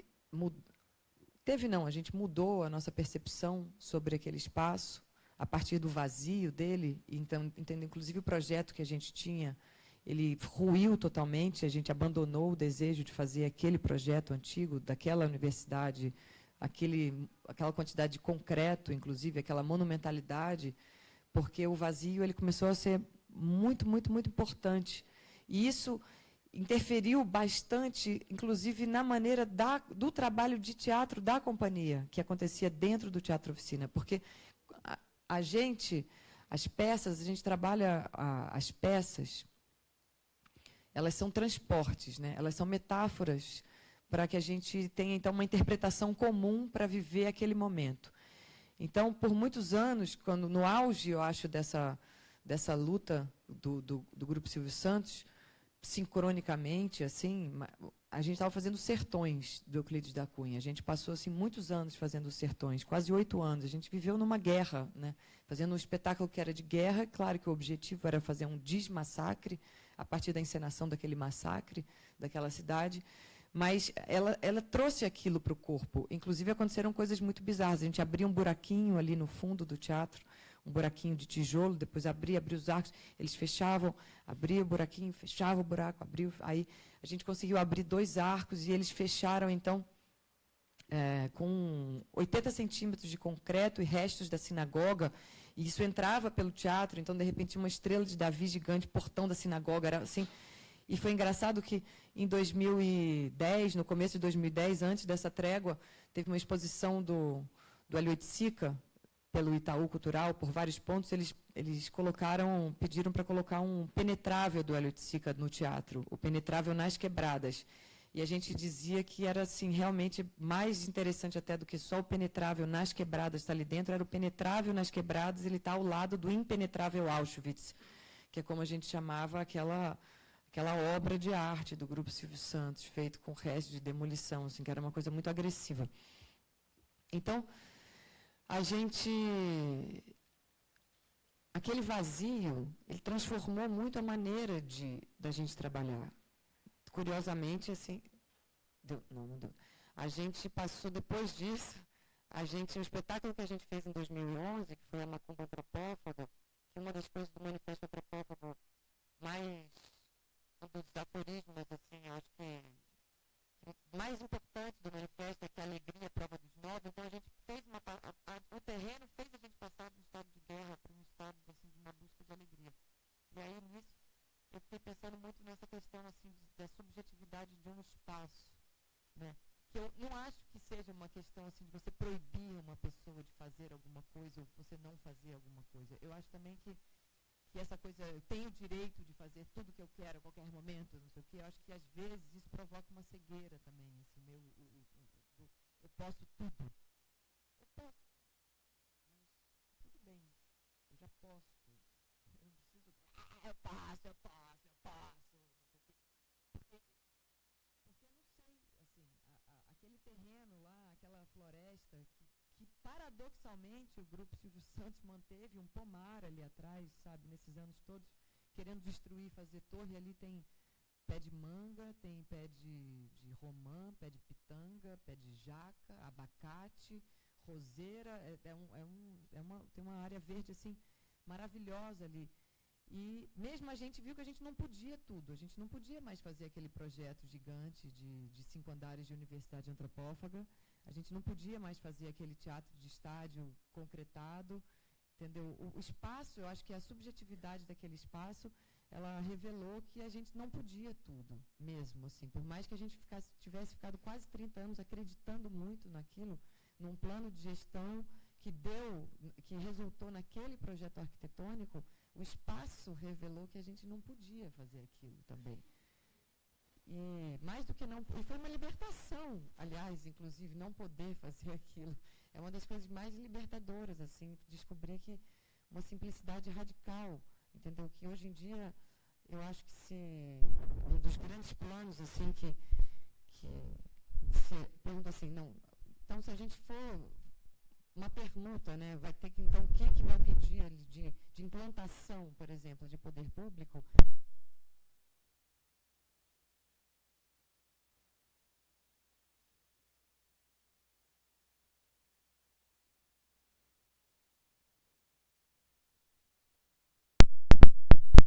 Não precisa, assim, já de cara, né, essa ansiedade assim, de querer uma construção assim.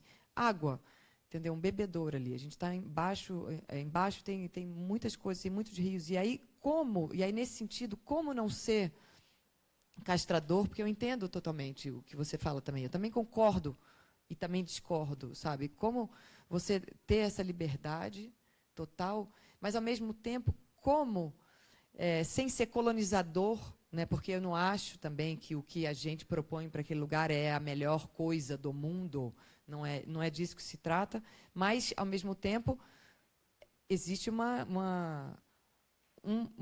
microexperiência que, por ser fechado e por ter sido aberto para a companhia nesse tempo, entendeu? Com a direção da companhia, existe uma experiência que, como passar, pelo menos, essa relação. Como você transmitir essa possibilidade... 3 minutos? Tá.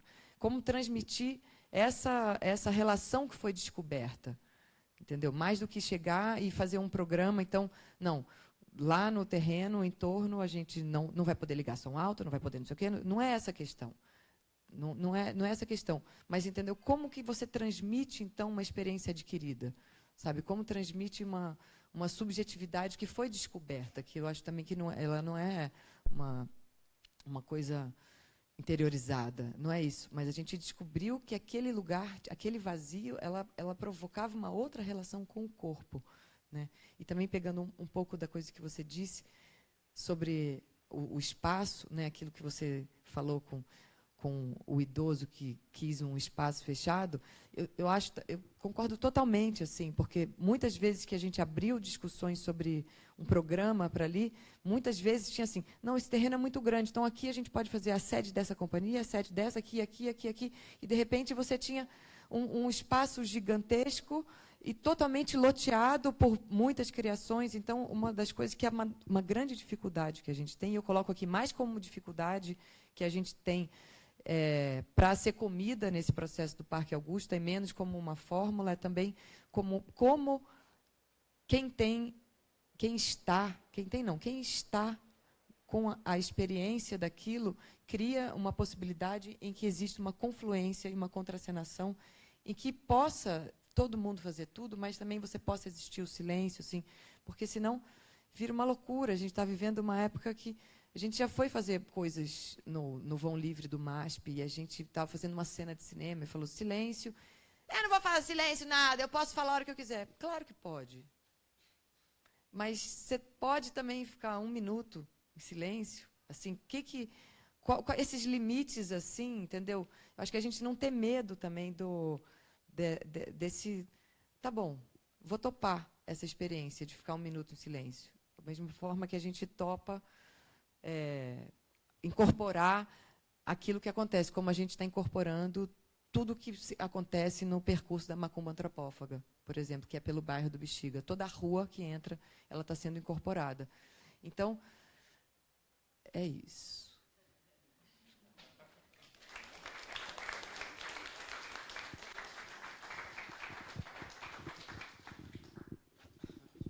Oi, obrigado pelo convite também, eu sou Salvador. Eu não tenho uma fala muito organizada, então eu não sei. Porque justamente fui convidado para falar de subjetividade. E o grande desafio nosso é não ser, né? Sair do sujeito, e em particular do sujeito moderno, sujeito que cidadão, o sujeito da República, o sujeito que querem que sejamos, né? E pensando nas falas lindas anteriores também, como pensar esse problema da subjetividade em relação aos desejos, os sonhos, né, que o Guto falava, o Guattari também, que inspirou um pouco a estrutura do fórum, e esse assunto de subjetividade tem a ver com essa capacidade de introduzir o desejo onde não estava, né, na política ou na constituição de um sujeito que a toda hora deixa esses desejos fora, ou esses reais que não existem fora. E como pensar esse real que não existe ainda, que é o parque do jeito dos nossos desejos, né? Que eu suspeito que tem muito a ver com junho também, porque a luta do parque que começa em 2013, pelo menos para mim, me leva a junho. E como pensar entrar nesse parque que não existe, né? Como a gente vai entrar no parque, se vai entrar como sujeitos, como indivíduos, ou como coletivo, ou como movimento, ou vai preferir não entrar, ou vai entrar e vai pensar aí o que vai fazer, como fazer para entrar e não ficar paralisado, e como fazer para, mesmo sem entrar, hoje, que ainda a gente não entrou, também não ficar paralisados e conseguir sair do sujeito, conseguir abrir e reorganizar o mundo como pessoas, movimentos, sujeitos, com subjetividades várias, abertas, né? E uma distinção que podemos fazer para nos organizar nas lutas atuais e são essa capacidade de reorganizar, ou essas coisas, esses objetos, esses sentidos, esses sujeitos que permitem abrir, reorganizar o mundo, e esses outros que reforçam o mundo existente, né, que é, em grande parte, o da subjetividade neoliberal, moderna, que nos individualiza ou nos transforma em parte de uma totalidade, o tempo todo. E eu pensei, como um ponto para trazer na conversa, a relação com o povo, né? O que é o povo? O popular. E, de fato, é um dos lugares onde as artes, as lutas, pensam, a esquerda pensa essa abertura necessária.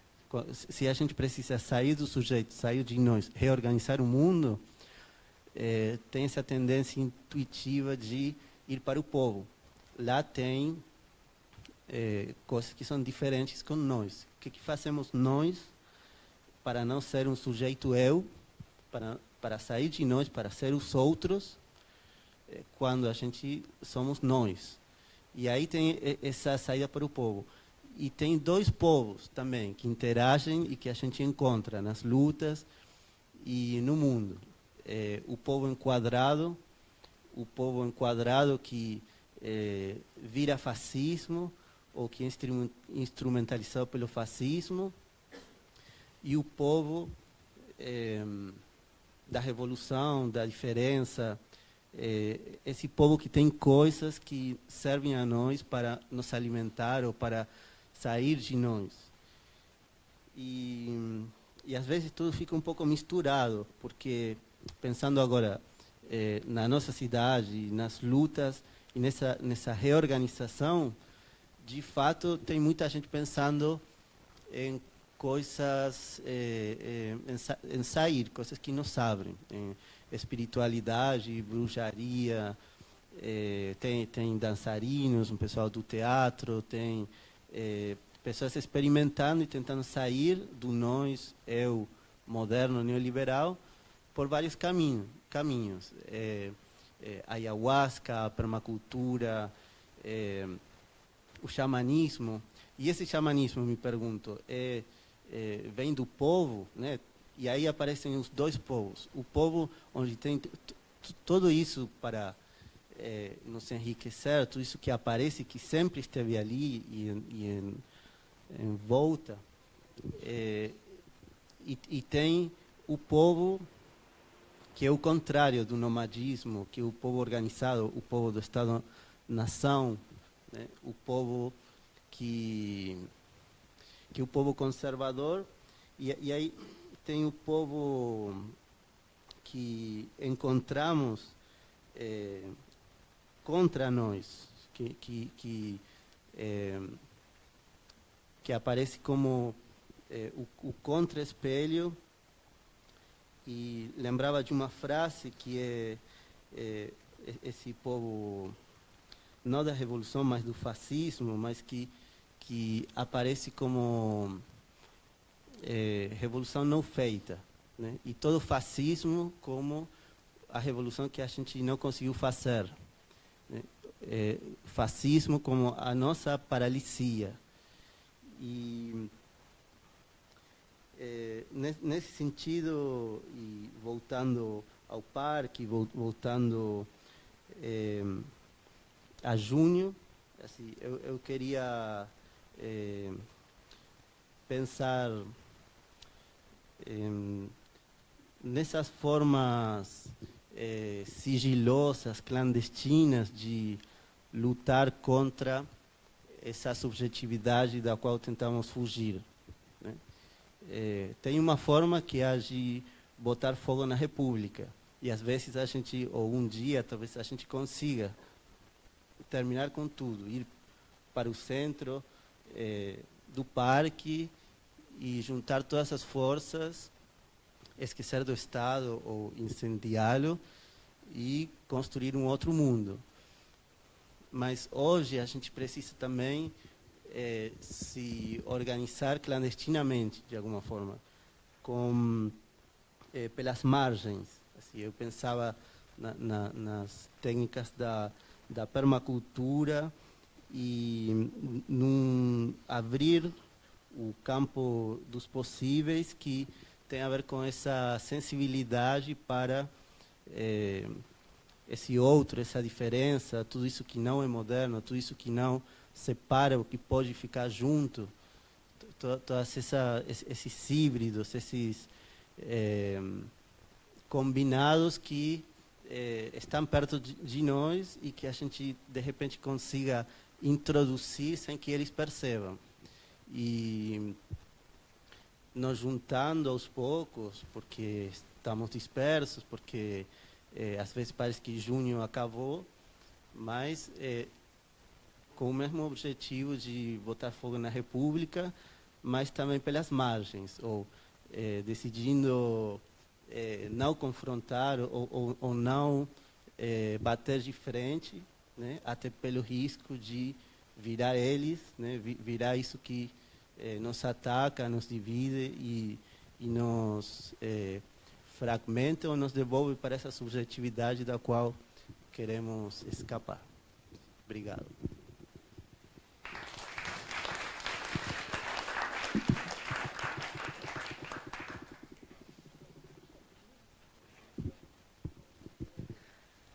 Oi, meu nome é Natália Barros, eu sou artista, trabalho com música, com poesia, e principalmente com a improvisação entre música e poesia.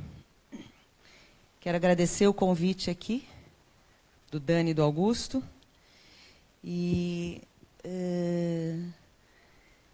eu fiz uma colagem de coisas, quando eu fui convidada para falar também sobre subjetividade. Colei algumas coisas de pessoas que eu gosto, de histórias e de poemas, e escrevi algumas coisas, então eu vou fazer uma coisa misturada. Primeiro, eu fiquei pensando nessa ideia de ecosofia, e duas coisas me interessam nisso, nesse momento. duas proposições. Uma é que o excesso de palavras e comunicados produzem um não diálogo. E a outra é que a escassez de imaginação é produzida por uma inanição de subjetividades. Aí eu pensei em 6 pontos. Na verdade, no diálogo, na imaginação, no apocalipse, nos sonhos e na usura. E no final quero falar você me avisa os 3 minutinhos que eu quero contar a minha experiência, que foi direta no Parque Augusta, que foi no GT das Árvores, quando eu pude trabalhar em 2015 com as pessoas lá. Primeiro eu queria falar sobre a verdade, então eu vou contar uma parábola, que é de uma poeta, Szymborska, que é uma poeta polonesa. Ela escreveu uma parábola sobre 3 pescadores que acharam uma garrafa com pedido de resgate no mar. Os pescadores retiraram uma garrafa das profundezas. Nela havia um papel, e no papel estavam escritas estas palavras: gente, me salvem. Estou aqui, o oceano me jogou nessa ilha deserta, eu estou na praia esperando ajuda, se apressem, estou aqui. Não tem data, de certo já é tarde demais, a garrafa deve ter flutuado muito tempo no mar, disse o primeiro pescador. E não diz onde é o lugar, não dá para saber nem qual é o oceano, disse o segundo pescador. Não é tarde demais, nem longe demais. A ilha aqui está em toda parte, disse o terceiro pescador. Houve um desconforto. Fez-se silêncio. As verdades gerais têm isso. Aí vou continuar essa ideia sobre as verdades gerais em cima de uma pequena frase do Allan Poe. É da natureza da verdade em geral, como de alguns minérios em particular, ser mais rica quanto mais superficial. O assunto mais claro pode ser enublado pela simples superabundância de palavras. Em um caso dentre 100, um ponto é excessivamente discutido porque é obscuro. Em 99 restantes, é obscuro porque é excessivamente discutido. Sobre respostas, declarações e diálogos. Não tenho a presunção de oferecer qualquer resposta. Eu pergunto. Se dou um status especial à questão, é porque acho insatisfatório a natureza da resposta. Ela não pode nunca nos satisfazer completamente. Além disso, e isso é muito importante, sinto que respostas representam uma certa forma de poder. Já a pergunta é uma forma de não poder, mas uma espécie subversiva de não poder, que será perturbadora para o poder. O poder não gosta de discussões. O poder afirma e só possui amigos ou inimigos, enquanto a pergunta fica no meio. E peguei também um pedaço de um livro do John Cage que chama-se Para os Pássaros, que é uma entrevista que o Daniel Charles faz para ele e faz uma pergunta para ele. Na sociedade ideal com a que você sonha, os indivíduos estariam perto uns dos outros, mas não se comunicariam. É isso? Aí John Cage responde: não se comunicariam, mas falariam, dialogariam. Prefiro muito mais esse conceito de diálogo, de conversação, que de comunicação. Esta, a comunicação, supõe que o sujeito tem algo, um objeto a comunicar. A conversa em que penso não seria uma conversação que possa referir-se a objetos. Comunicar-se sempre é impor algo, um discurso sobre objetos, uma verdade e até um sentimento. Enquanto na conversação não se impõe nada.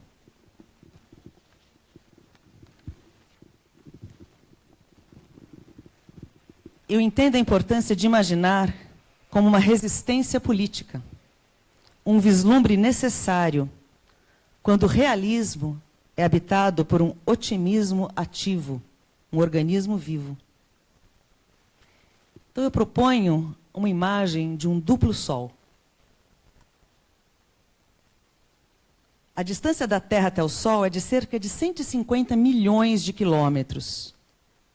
Ou, em outras palavras, a distância, a unidade astronômica, UA, é uma unidade astronômica, que é a distância do Sol até cada um de nós, a cada ser terrestre, terreno, terráqueo.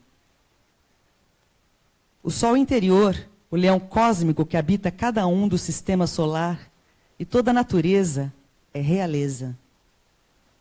Atemporal, apocalíptica. No sentido de Apocalipse ser um livro da revelação.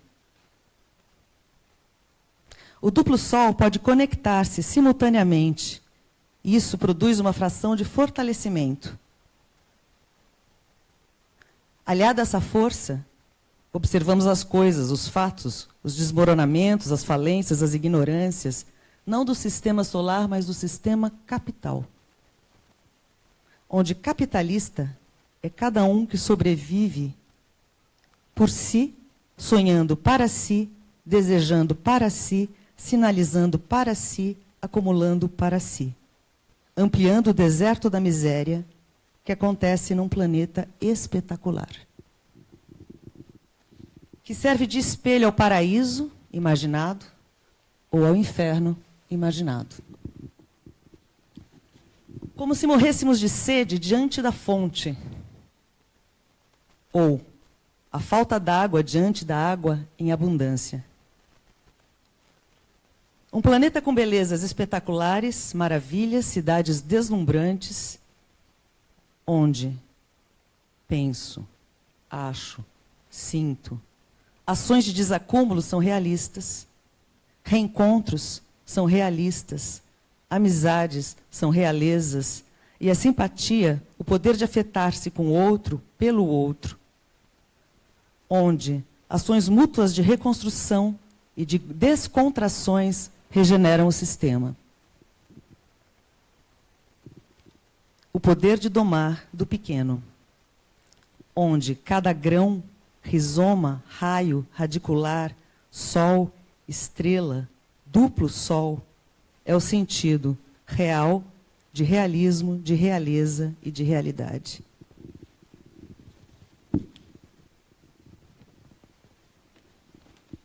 Vou ler um poema sobre a imaginação, que é de uma beatnik, que é de Anne de Primo, que foi traduzida para um poeta que eu gosto muito também, que é o Fabiano Calisto.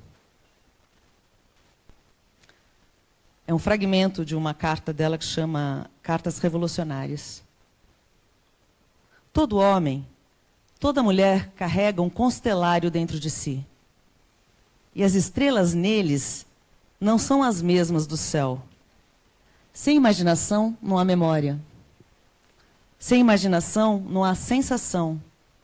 Sem imaginação, não há vontade, desejo, tesão.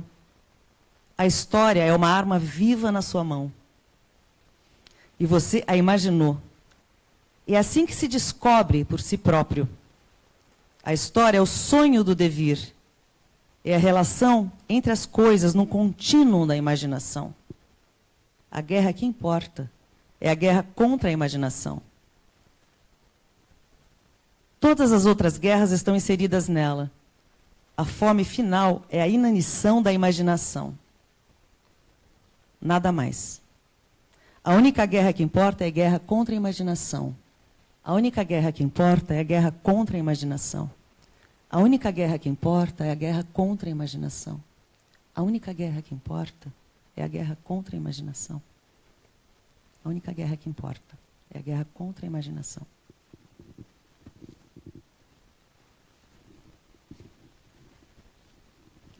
Sobre os sonhos.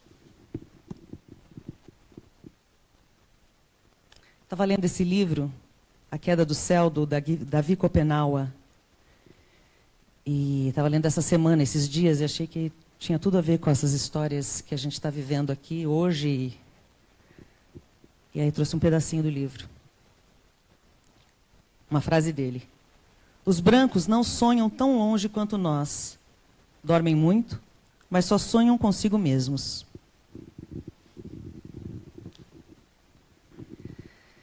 E aí, do prefácio do Eduardo Viveiro de Castro, falando sobre isso. O vão desejo de ignorar a morte está ligado, segundo Schopenhauer, à fixação dos brancos na relação de propriedade e na forma mercadoria. Eles são apaixonados pelas mercadorias, às quais seu pensamento permanece completamente aprisionado. Vamos lembrar que os Yanomamis não só valorizam ao extremo a liberalidade e a troca não mercantil de bens, como destroem todas as posses dos mortos. Então ele volta a falar. Os brancos dormem muito, mas só sonham consigo mesmos. Este é talvez o juízo mais cruel e preciso até hoje enunciado sobre a característica antropológica central do povo da mercadoria. O povo da mercadoria são considerados todos os brancos, independente de serem brancos, os não índios.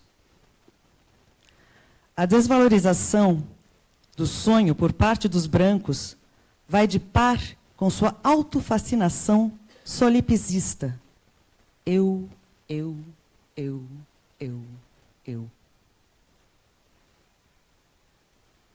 E sua avareza fetichista tão ridícula quanto incurável, sua crisofilia. Os brancos, em suma, sonham com o que não tem sentido. Em vez de sonhar com o outro, sonhamos com o ouro.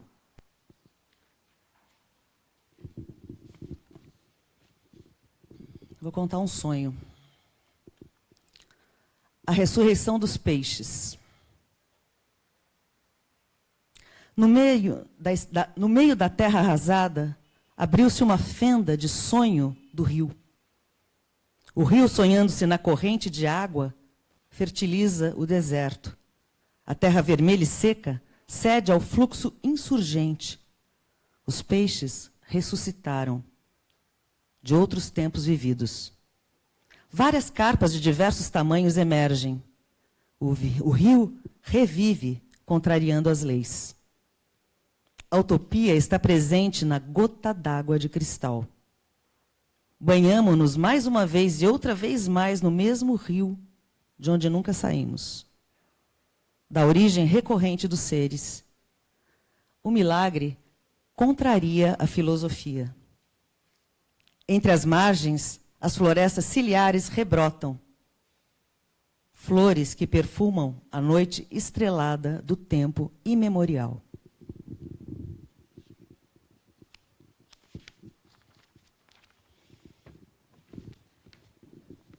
Sobre a usura. Vou ler um poema do Pound. Acho que muita gente aqui deve conhecer, mas eu acho ele bem atual. É o Canto 45, que essa tradução é do Augusto de Campos. Com usura, nenhum homem tem casa de boa pedra, blocos lisos e certos que o desenho possa cobrir. Com usura, nenhum homem tem um paraíso pintado na parede da sua igreja, harpes e lutes, ou onde a Virgem receba a mensagem e um halo de se irradie do entalhe. Com usura, ninguém vê Gonzaga com seus herdeiros e concubinas. Nenhum quadro é feito para durar e viver conosco, mas para vender e vender depressa. Com usura, pecado contra a natureza, teu pão é mais e mais feito de panos podres. Teu pão é um papel seco, sem trigo do monte, sem farinha pura. Com usura, o traço se torna espesso. Com usura, não há clara demarcação e ninguém acha lugar para sua casa. Esse é um trecho do poema. Esse poema traz uma frase que a mim me impactou. E em cima dessa frase eu escrevi esse texto agora. A frase é: a usura é um câncer no azul.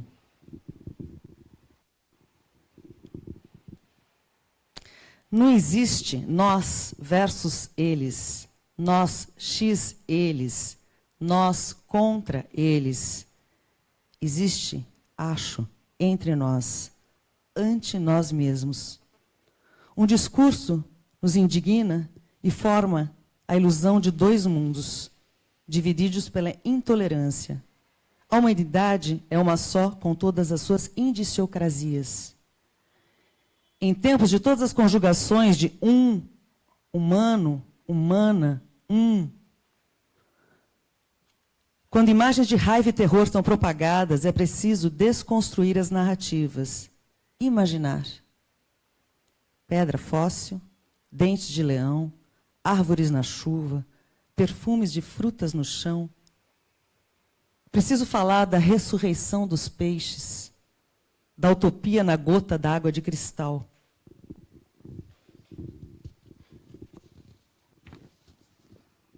Gostaria de conversar sobre a matemática dos arcos, a conversão dos peixes.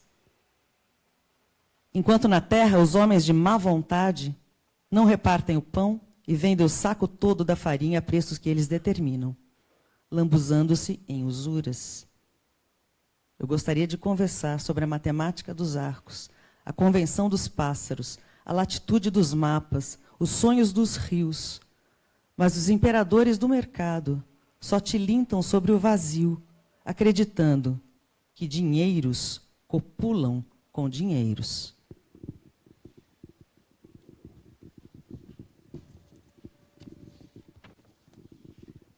Na ditadura também se dança. Na guerra, as pessoas fazem visitas. Na fome, as pessoas também nascem. No deserto, a beleza e os pesadelos existem e dão arrepios. Tesão também dá arrepios. O século XXI é o que temos de maior maravilha e caos. No mar eu vi o ouro, na água eu vi o ouro, no sonho eu vi o ouro, na amizade eu vi o ouro. O dinheiro não reflete isso. Dentro do peixe, a onça, dentro da onça, a cobra, dentro da cobra, a mulher, dentro da mulher, a noite, dentro da noite, o cavalo, dentro do cavalo, o lago, dentro do lago, o olho, dentro do olho, ad infinitum. Quero aprender até o fim.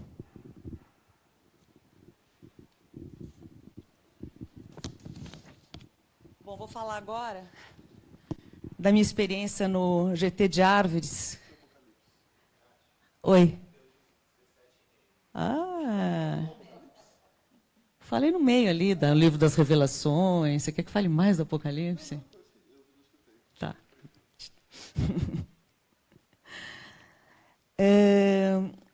Em 2015, quando eu entrei no Parque Augusta para trabalhar com as pessoas que já estavam lá trabalhando, a gente propôs um GT das árvores.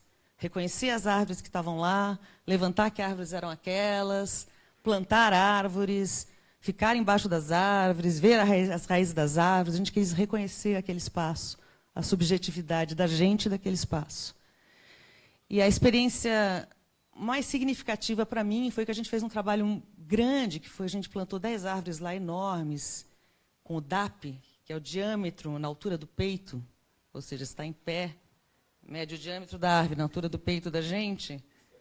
É maravilhoso esse nome, né? Diâmetro na altura do peito, acho demais. Isso dá você chega aproximada da idade da árvore, né? Com aquilo.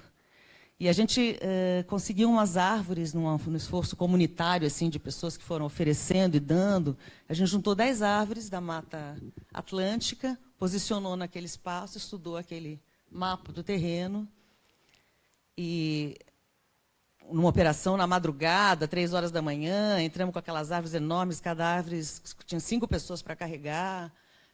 Mas o que eu quero contar é que foi um trabalho onde eu não conhecia as pessoas, eu não sabia o nome das pessoas, as pessoas não sabiam o meu nome.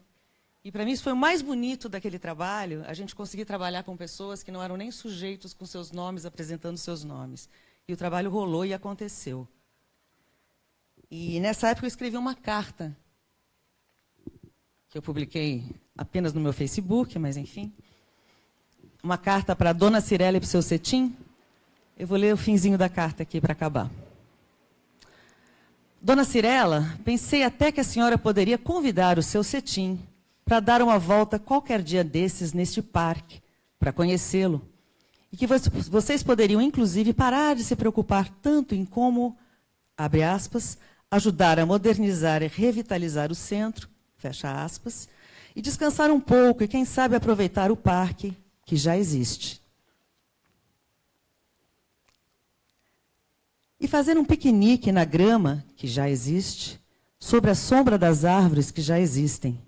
E tomar um café com sanduíche de mortadela ali do lado de pessoas que já existem. Como posso explicar? Pessoas, cidadãos comuns. Ou talvez o seu cetim queira, por exemplo, passear por ali e conhecer as árvores adultas da Mata Atlântica que foram recém-plantadas no parque. Numa operação curiosa, numa madrugada dessas, onde senhores, senhoras, garotos, crianças descarregaram de um caminhão cedro, açoita-cavalo, mirindiba rosa, guapuruvu, pau-formiga, mogno, frejó, etc. Digo isso porque talvez os senhores possam ter curiosidade em conhecer essas espécies da Mata Atlântica. Ou, quem sabe, conhecer essas espécies de seres humanos que perdem tempo plantando e se divertindo e aprendendo ao cuidar de um parque que já existe, repito. Numa madrugada à toa em São Paulo, onde após o plantio da primeira árvore, puderam distinguir nitidamente, num céu espetacular, o Cruzeiro do Sul brilhando na noite escura, de onde escorria o néctar da Via Láctea. Talvez isso seja apenas poesia ou ingenuidade, mas tem um sabor que os senhores poderiam experimentar um dia desses, pois também está em extinção nos grandes centros urbanos e, quem sabe, possa entrar no rol das coisas que possam vir a ser preservadas. É isso.